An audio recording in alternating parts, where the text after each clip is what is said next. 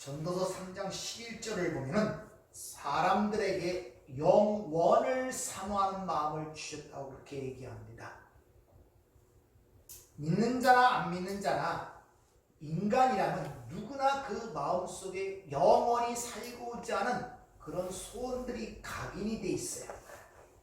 인간의 부단한 노력과 수고와 어떤 부단한 어떤 애씀은 전부 다 영원히 살고자 하는 그 마음이 그 밑받침에 깔려 있다는 것을 여러분이 아셔야 됩니다.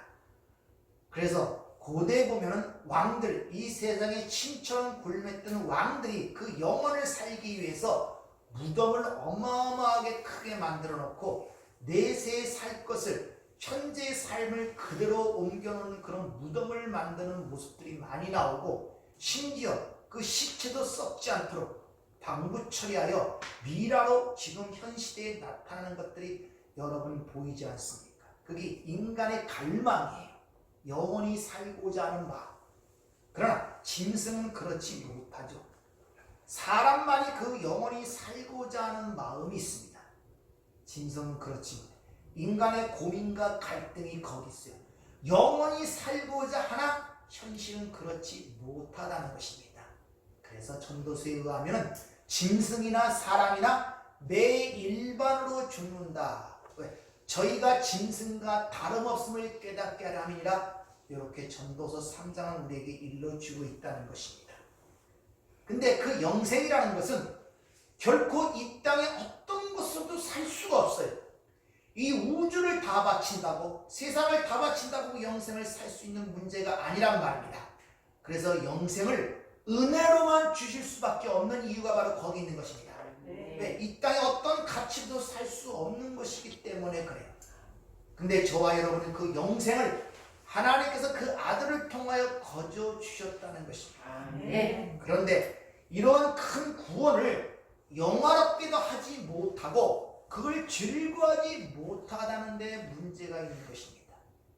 왜 그러느냐? 지난주에 말씀드린 것처럼 하나님이 그 아들을 통해서 우리에게 제공하신 것이 무엇인가를 인식치 못할 뿐더러 아니면 믿지 않기 때문이라는 것을 여러분들에게 말씀을 드렸습니다.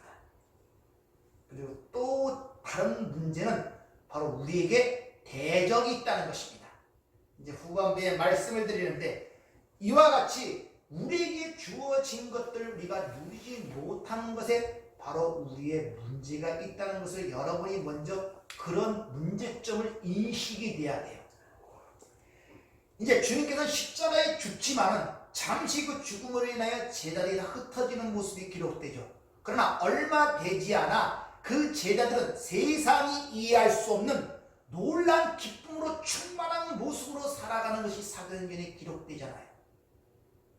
그 제자들은 세상 관점으로 볼 때 배우지도 못하고 또 남보다 나은 것이 아주 연약한 자들이었지만 세상이 그를 어찌하지 못하는 내용들이 사도행전을 읽어보면 우리 쉽지 않게 느낄 수가 있잖아요. 세상이 이기지 못한다는 사실을 사도행전을 통해서 우리에게 가르쳐주고 있다는 것입니다. 이런 것들을 통하여 왜 그런 사실을 사도행전에 기록되냐? 우리의 신분과 정체성을 확인하고 우리에게 거저 주어진 이 말할 수 없는 큰 구원을 영화롭게 하며 즐거이 살게 하기 위해서 줬는데 우리는 그렇지 못하다는 것입니다. 지난주에 말씀드린 사건, 그리고 5회는 영생은 유일하신 참 하나님과 그의 보내신 자 예수 그리스도를 아는 것이나에 대해서 여러분들에게 말씀을 드렸죠. 그 영생의 삶이라는 것이 지금 이 현재 삶 속에 살 수 있는 삶인지 아니면 부활한 이후에 신령한 육체를 갖고 영원히 사는 삶인지, 아니면 이 세상에서 지금 그 영생의 삶을 살 수 있다면 그 삶이 어떤 삶인지에 대해서 여러분에게 말씀을 드렸습니다. 거기에 대해서 확실치 않은 분들은 제 동영상 설교와 블로그에 들어가서 설교문이 거기에 그대로 기록되어 있으니까 이해될 때까지 숙지하시기를 바랍니다. 몇 번이고 읽어보세요. 로마서 5장에 의하면 그리스도인들은 환난 중에도 즐거워하는 자라고 그렇게 이야기를 하고 있다는 것입니다. 즉 어떤 환경과 어떤 악한 상황 속에도 즐거워하는 이들이 그리스도인이라는 거예요. 네. 우리가 들은 복음이라는 것은 내가 잘 나갈 때만이 기뻐할 수 있는 것이 아니라 어떤 환난과 어떤 악한 환경 속에서도 기뻐할 수 있도록 하는 것이 복음의 목적입니다. 네. 그래서 성경은 복음을 하나님의 능력이라 이렇게 얘기해요. 내가 복음을 부끄러워하지 않으니 이 복음은 우리에게 구원을 주시는 하나님의 능력이라 이렇게 로마서 1장 16절을 기록하고 있는 이유가 바로 거기 있는 것입니다. 네. 자, 그렇다면 솔직히 우리 자신을 한번 돌아볼 때 우리에게 나타나는 증거와 우리의 상태가 그렇지 않다는 거예요. 성경이 말하는 것과 다르다는 것입니다. 그걸 인정할 수밖에 없는 게 우리 현실이라는 것이죠. 왜 그럴 수밖에 없느냐? 그건 우리가 우리를 보는 그 관점, 시점을 실패했다는 거예요. 다시 어려운 말로 그 나의 정체성과 우리의 신분과 위치에 대한 불확실함 때문에 그렇다는 거예요. 내가 아직도 세상 사람인지 아니면 하나님의 자녀인지에 대해서는 불확실함을 갖고 있어요. 확실치가 않아요. 그러므로 거기로부터 우리가 항상 주시는 것들을 누리지 못하고 내가 내 자신을 보는데 실패하고 있다는 것입니다. 우리가 성경을 좀 읽고 좀 세례를 받고 공부하는 분이라면 성경에서 우리에게 제공하는 것이 무엇인가를 알고 있다면 그 알고 있는 것과 우리가 현재 삶과 비교해보면 많은 틈이 있어요. 간격이 벌어졌다는 것을 우리가 인정치 아니할 수가 없어요. 성경이 말하는 그리스도인과 현재 내 그리스도인 내 삶과의 간격이 너무나 많다는 거예요. 성경은 분명히 로마서 8장 32절에 하나님께서 그 아들과 함께 모든 것을 우리에게 주셨다고 이야기를 합니다. 모든 걸. 하나님 우리에게 주셨다고 얘기합니다. 그런데 우리는 그걸 지금 누리지 못하고 인식지 못한다는 거예요. 자, 이렇게 얘기합시다. 나라에서 가난한 자에게 어떤 것들을 돕기 위하여 어떤 구제금을 줬어요. 근데 실제 그걸 받은 사람은 내가 받은 적도 없고 누린 적도 없다는 거예요. 어떻게 된 것입니까? 국가에서는 줬다 그러고 해당 당사자는 내가 받지 못하고 그걸 쓰지도 못했다. 그럼 어떤 일이 일어난 겁니까? 그 중간에 누가 그것을 빼앗아 가는 거예요. 착복해 갔다는 것입니다. 즉 하나님이 우리에게 주신 것들을 우리가 인식지 못하고 누리지 못하도록 그 안에 누가 그것을 강탈해 갔다는 것입니다. 그래서 여러분은 잊지 마셔야 할 것은 성경은 우리에게 항상 대적이 있다 그러고 그 싸움이 있다는 사실을 우리에게 상기시키고 있다는 사실을 여러분이 아셔야 됩니다. 베드로전서 5장 8절에 보면 대저 마귀가 우는 사자와 같이 두루 삼킬 자를 찾나니 이렇게 얘기합니다. 대적이 있다는 거예요. 근데 그 싸움의 실체를 에베소서 6장 12절은 분명히 밝히고 있는데 우리의 씨름은 혈과 육에 대한 것이 아니요 이 세상의 통치자들과 권세자들과 하늘의 어둠의 세상 주관자들과 하늘에 있는 악의 영들의 대함이라고 그 싸움의 실체를 분명히 우리에게 보여주고 있다는 것입니다. 근데 그 싸움에서 우리가 지고 있기 때문에 하나님이 우리에게 주신 것들을 누리지를 못한다는 것입니다. 여러분 영적 싸움의 이런 실체를 여러분의 삶 속에서 여러분이 인지하는가 이런 문제를 생각해 보셔야 돼요. 우리 주님께서도 요한복음 10장 선한 목자에 비해서 말씀하시죠. 도적이 오는 것은 도둑질하고 또 뭡니까? 훔치고 그를 멸망시키기 위해서 온다 그러잖아요. 이와 같이 하나님께서 그 예수, 그 아들 안에서 우리에게 주시고자 하고 의도했다고 주어진 것들을 우리가 온전히 그걸 인식하지 못하고 믿지 못하도록 우리의 눈을 멀게 하는 존재, 대적이 있다는 사실들을 여러분이 아셔야 한단 말입니다. 심령을 혼미케 하여 하늘을 보지도 못하고 하늘의 것을 생각지도 못하게 하고 오히려 세상만 땅의 것만 바라보게 하고 땅의 것만 생각하게 한다는 것입니다. 여러분 지난 한 주 동안에 하늘을 몇 번 바라보셨습니까? 하늘을 몇 번 바라? 요새 삶 속에 하늘을 바라보는 기회나 있습니까?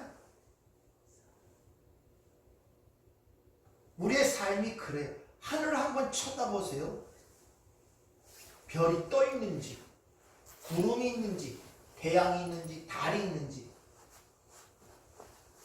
얼마나 세상에 우리가 몰입하고 사는지 우리 현실 속에서도 하늘을 한번 쳐다볼 기회와 시간을 갖지 못한다는 것입니다.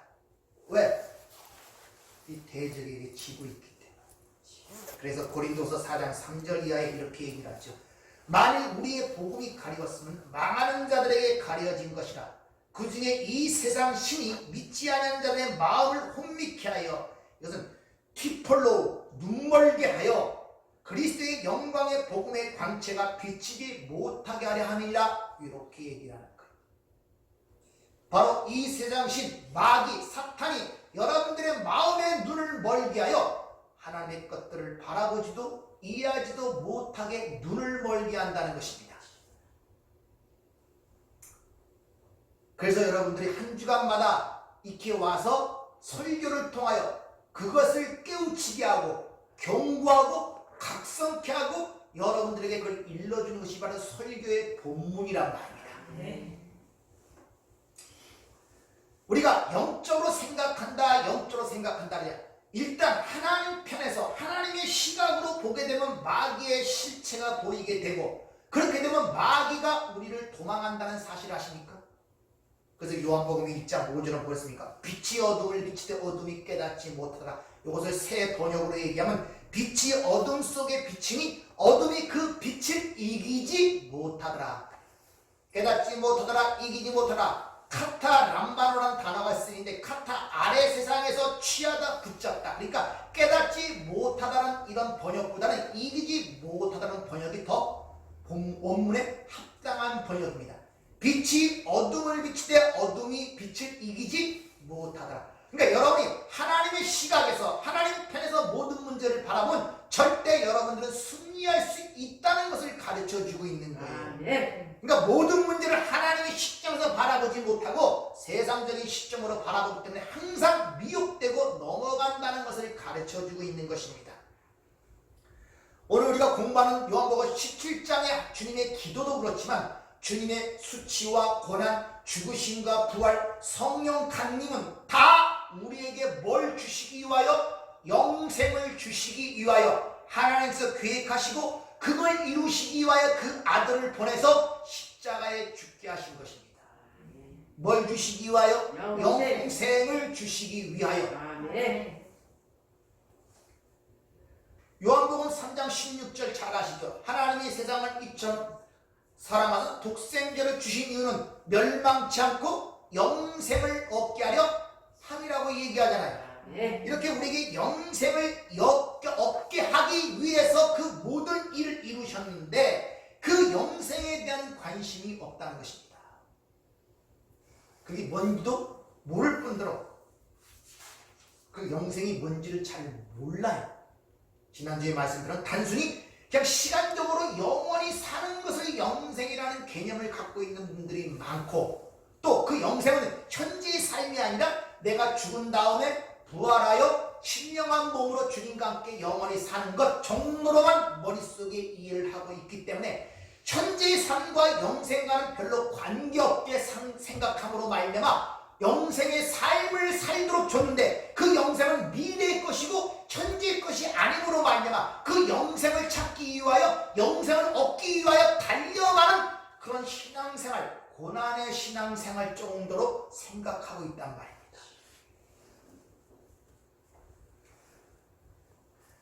그래서 주님께서는 몇 가지 비유로 영생의 본질에 대해서 설명해 주시는 것이 있는데, 그 대표적인 것이 누가복음 10장에 나오는 선한 사마리아인의 비유입니다. 이 비유는 수많은 사람들이 오해하는 본문 중에 하나예요. 마치 하나님 사랑과 어떻게 해야 영생을 얻으리까?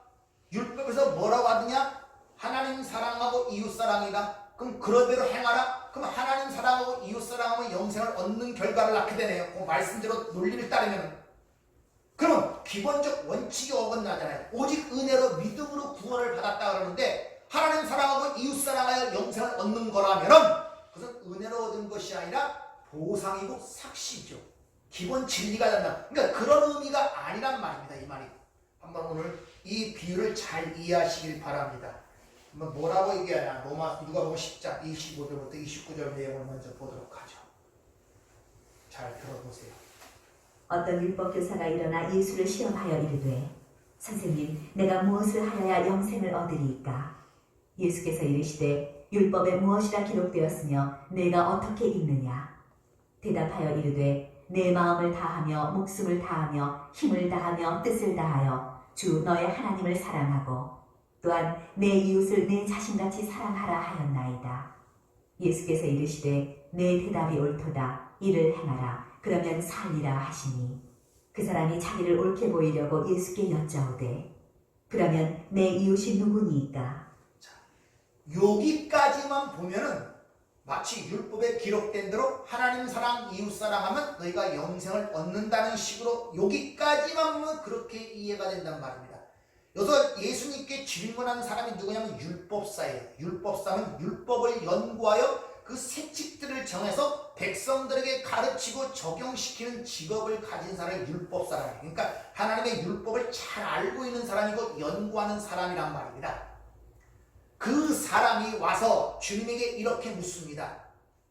어떻게 해야 영생을 얻으리까? 질문부터 잘못되죠. 우리가 아는 진리로서는 사람이 어떻게 해서 얻는 게 아니지 않습니까? 근데 어떻게 해야 영생을 얻으리까? 그 율법에 눈똑한 율법사가 물으니까 그럼 주님께서 율법에서 뭐라고 하더냐 하니까 신명기 6장에 있는 그 말씀을 인용하여 대답을 하니까 주님이 네가 잘 대답했다. 그대로 행하라 이렇게 하니까 그러면 내가 그대로 행할 테니 내 이웃이 누구입니까? 이렇게 지금 묻는 과정이란 말입니다. 그러니까 여기까지만 보면은 하나님 사랑하고 이웃 사랑하는 일이 우리가 잘하면 그것을 영생을 얻을 수 있는 것이다. 이렇게 이해하기가 쉽단 말입니다. 그래서 율법사가 그러면 내가 그 이웃을 사랑하겠으니 그 이웃이 누구입니까? 이렇게 묻고 있는 그런 장면이에요. 근데 유대인들은 이미 자기들의 이웃이 누구인가를 자기 나름대로의 정의하고 있는 자들이에요. 그래서 이웃이 누구냐 묻는 것도 진짜 사랑하기 위해서 이웃을 묻는 것이 아님을 알아야 됩니다. 왜? 첫 번째부터 예수님께 묻고자 하는 의도는 얘기를 하죠. 예수를 시험하고자 올무를 놓고자 하는 질문이란 말입니다. 유대인들은 절대 이방인이나 특히 사마리아인은 그들의 이웃이 될 수가 없어요. 같은 민족이어야 되고 같은 종교를 갖고 있어야 되고 같은 길을 가고 같은 뜻을 갖고 있어야만이 그들은 이웃으로 인정하는 자들이었단 말입니다. 그런 자들을 사랑하기는 굉장히 쉽죠. 그러자 주님께서 내 이웃이 누구입니까? 이렇게 묻는 그 답변으로 이제 주님께서 선한 사마리아인의 비유를 얘기하는 거예요. 내 이웃이 누구니까 묻는 그 율법사의 답변을 통해서. 자, 그 다음 구절 한번 읽어보세요. 30절부터 31절까지. 예수께서 이르시되 내 대답이 옳도다. 이를 행하라. 그러면 살리라 하시니 그 사람이 자기를 옳게 보이려고 예수께 여짜오되 그러면 내 이웃이 누구니이까. 예수께서 대답하여 이르시되 어떤 사람이 예루살렘에서 여리고로 내려가다가 강도를 만나매 강도들이 그 옷을 벗기고 때려 거의 죽은 것을 버리고 갔더라.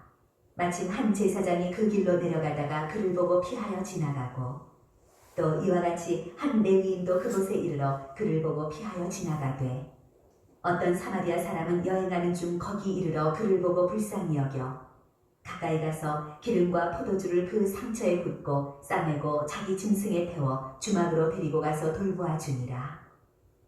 그 이튿날 그가 주막 주인에게 데나리온 2를 내어주며 이르되 이 사람을 돌보아 주라. 비용이 더 들면 내가 돌아올 때에 갚으리라 하였으니 내 생각에는 이 세 사람 중에 누가 강도 만난 자의 이웃이 되겠느냐. 이르되 자비를 베푼 자니이다. 예수께서 이르시되 가서 너도 이와 같이 하라 하시니라. 어떤 사람이 여리고로 내려가다가 강도를 만나 거반 죽게 되었다는 것입니다. 그렇지? 헤미다네스라는 이 헬라어 단어는 숨만 간신히 붙어있는 상태를 얘기합니다. 겨우 숨만 유지하는 상태, 즉 자기 방어 능력을 상실한 상태, 거반 죽은 상태를 그렇게 의미하고 있다는 것입니다. 이 여리고라는 것은 그 당시에 강도의 출현이 많은 곳으로 아주 유명했던 곳입니다. 유대 제1도시가 예루살렘이고 제2도시가 바로 여리고입니다. 그런데 예루살렘에는 여러분 알다시피 예루살렘 성이 있었죠. 그러니까 거기 성전을 섬기던 제사장들과 레위인들이 가장 많이 사는 곳이 여리고였어요. 그러다 보니까 강도의 출밀이 굉장히 많았던 데입니다. 그래서 그 여리고를 내려가는 그 길 가운데 분물률이 있었는데 특히 레위 사람들과 제사장들은 절대 말에서 내리면 안 됐고 또 혼자 가면 안 됐고 여러 사람이 모아서 가야 되는데 특히 강도 중에 멈추는 일이 없어야 된다는 것이 그 당시에 여리고로 내려가는 불물이었단 말입니다. 그러니까 강도들이 사람들을 멈추기 위해서 때로는 그 신음하는 여자처럼 꾸며서 길바닥에 버려지거나 아주 연약한 노인처럼 이게 변장을 해서 그곳에 있어갖고 가는 사람들의 발을 멈추게 했다는 거예요. 그러니까 그 가는 길에 어떤 사람이 있어 대부분의 사람들은 그냥 지나치지 그들을 도와주거나 또 그들을 돕고자 하는 것이 없었다는 것이 그 당시의 그 배경이란 말입니다. 이런 배경을 잘 이해하셔야 된단 말입니다. 자, 율법사가 예수님에게 누가 내 이웃입니까? 물었더니 주님은 반대로 율법사에게 묻습니다. 누가 강도 만난 자냐? 이렇게 물어요. 이 말은 지금 주님께서 누가 내 이웃입니까? 물은 율법사에게 누가 강도 만난 자인가? 이 말을 통하여 바로 네가 강도 만난 자이다 이런 말이에요. 즉 너는 누구에게 가서 은혜를 베풀고 긍휼을 맺고 누를 도와야 할 자가 아니라 네가 바로 강도 만난 자다라는 의미로 지금 이야기를 하고 있는 것입니다. 네. 근데 그 강도 만난 율법사의 상태가 자기는 영생을 얻고자 무엇을 해야 됩니까? 이렇게 외치고 있지만 네가 강도 만난 거반 죽은 자야 이렇게 이야기를 하고 있는 거예요. 즉 율법의 대명사로 얘기하는 이 서기관들과 바리새인들과 이 율법사들, 즉 인본주의의 핵심이 율법주의와 행위주의로서는 그들을 절대 살아날 수 없는 거반 죽은 상태라는 것을 상징적으로 보여주고 있는 거예요. 이들은 하나님을 열심히 섬기고 요구하지만 내가 하나님의 명령을 잘 지켜서 뭘 한다고 그렇게 생각하고 자기들은 자기 의를 갖고 살아가는 자들이었고 세상의 눈으로 볼 때는 의로운 사람으로 보였지만은 하나님의 입장에서는 강도를 만나 거반 죽은 자의 모습으로 살아가는 그들이 바로 그 당시에 율법주의 대명사인 바리새인과 율법사와 레위인들이었단 말입니다. 지금 그래서 상징적으로 표현하고 있단 말입니다. 여러분 율법주의 하니까 자꾸 이스라엘인들의 유대주의만 생각하는데 인본주의 핵심이 율법입니다. 왜? 인본주의 핵심이니까 인간이 중심이 되는 거 아니에요. 율법은 인간의 행위로 뭘 이루고자 하는 모든 사고와 행위와 사고 체계를 다 통틀어서 율법주의라고 하고 그 대표적인 상징으로 유대주의의 그 바리새인들이 나오는 것입니다. 그러니까 이 세 사람은 다 율법주의란 말입니다. 인간이 중심이 되어 뭘 행하고자 하고 하는 모든 것들 인본주의의 핵심 그것을 지금 의미를 하고 우리에게 가르쳐주고 있는 거예요. 바로 그 인본주의에 빠져 율법을 지킴으로 구원을 받고자 하는 그들의 상태가 바로 거반 죽은 상태, 다른 말로 죄와 허물로 죽은 상태였다는 것을 보여주는 거예요. 우리가 창세기 1장이나 창세기 2장을 통해서 보셨지만 하나님의 절대 의존적 존재로 만들어진 인간, 하나님만이 의지하여 하나님이 주시는 것으로만이 살아야 하는 그 피조물인 인간이 이제는 뱀, 옛뱀, 사탄, 마귀라고 칭하는 그 존재에 속해서 하나님을 떠나 하나님을 잃어버린 그 상태, 그것이 바로 율법주의, 인본주의, 그것을 얘기하는 것이 오늘 강도 만난 자의 모습을 통하여 지금 그려지고 있는 것입니다.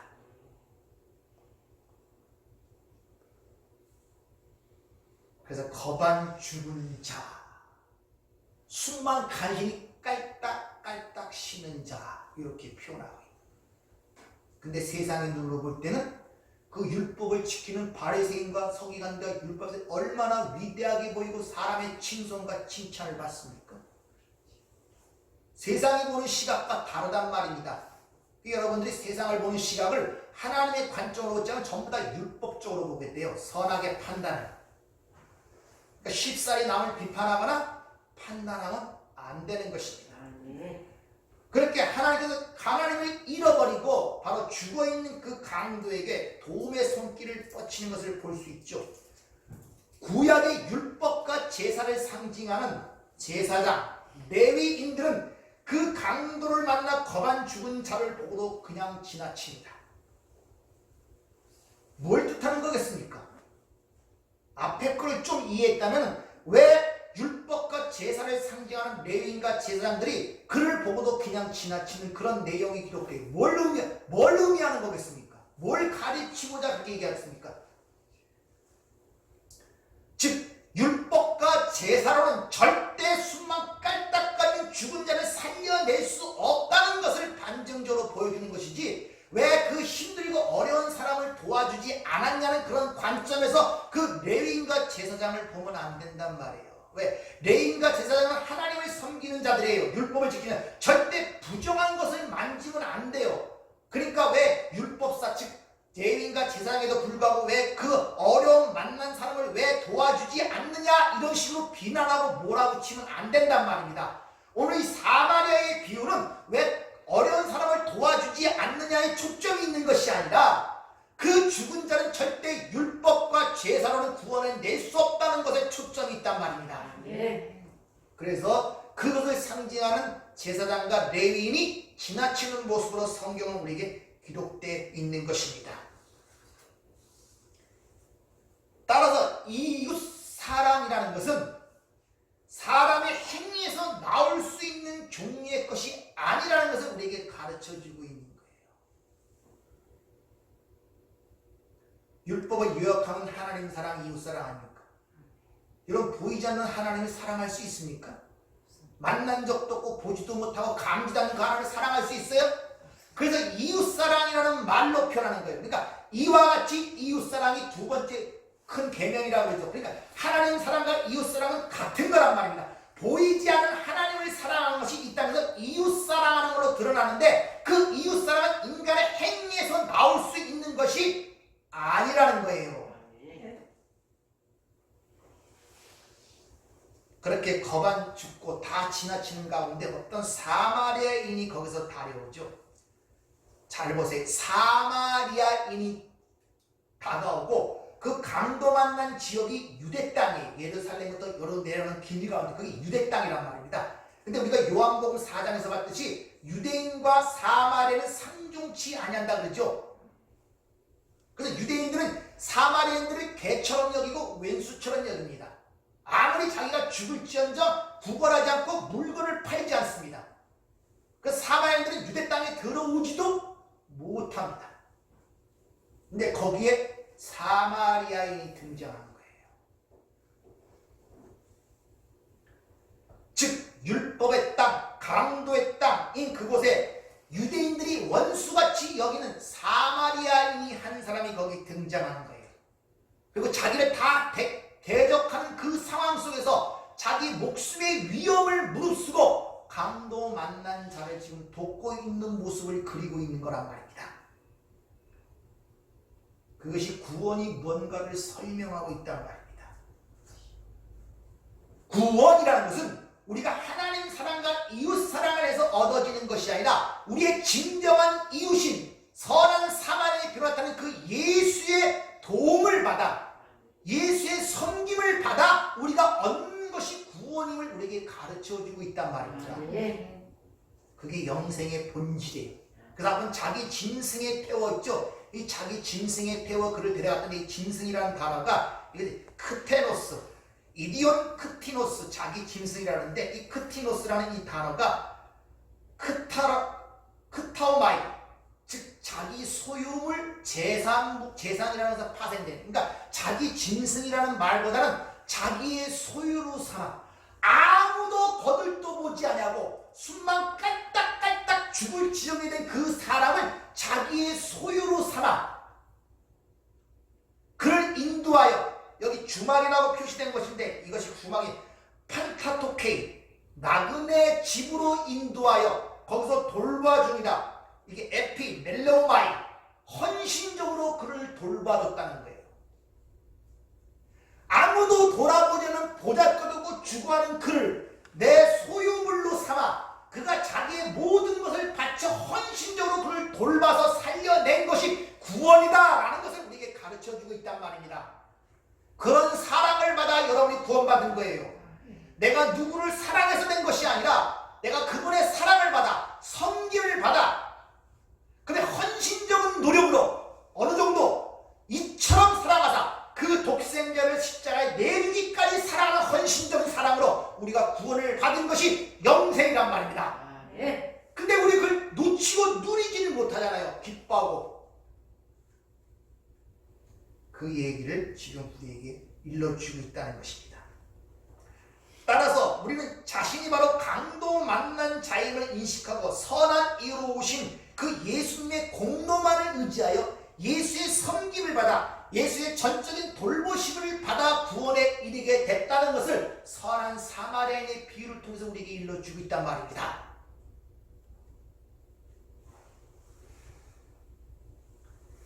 인간은 먹지 말아야 선악과를 따먹으로 말미암아 이제 인본주의라는 곳에 빠져서 마귀, 옛뱀, 사탄의 아가리에 물려서 지금까지 살아왔단 말입니다. 여러분 노보트 알죠? 노보트는 그 외양이 어떻게 생겼나 별로 중요치 않아요. 그 안에 담긴 내용, 프로그램이 뭐에 따라서 그 노보트가 행동합니다.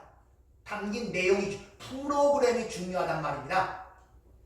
여러분 안에 담긴 것이 뭔가가 중요하단 말입니다. 하나님의 것이 담겼으면 하나님의 형상으로 살아가고 드러날 것이고 마귀의 것이 담겼으면 마귀의 것으로 살아가게 되는 거예요.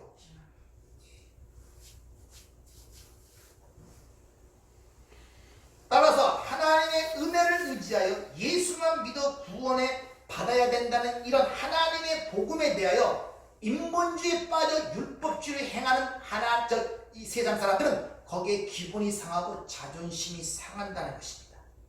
그래서 십자가만을 얘기하고 은혜만을 얘기하는 것들을 싫어해요. 사람들 낯설고 미흡단 말입니다. 마치 유대 땅의 사마리아인을 미워하고 대적하는 것처럼.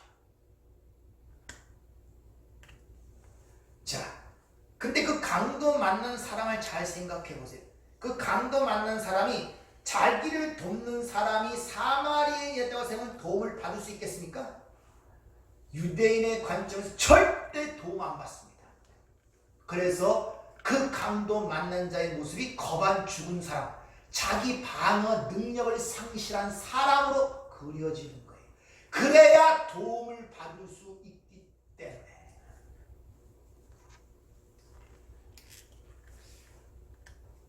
따라서 아직 하나님 앞에서 하나님의 도움을 거절하고 하나님 앞에 항복지 아니하는 성도들이 바로 그 거반 죽은 자리로 하나님이 끌어내려가시는 거예요.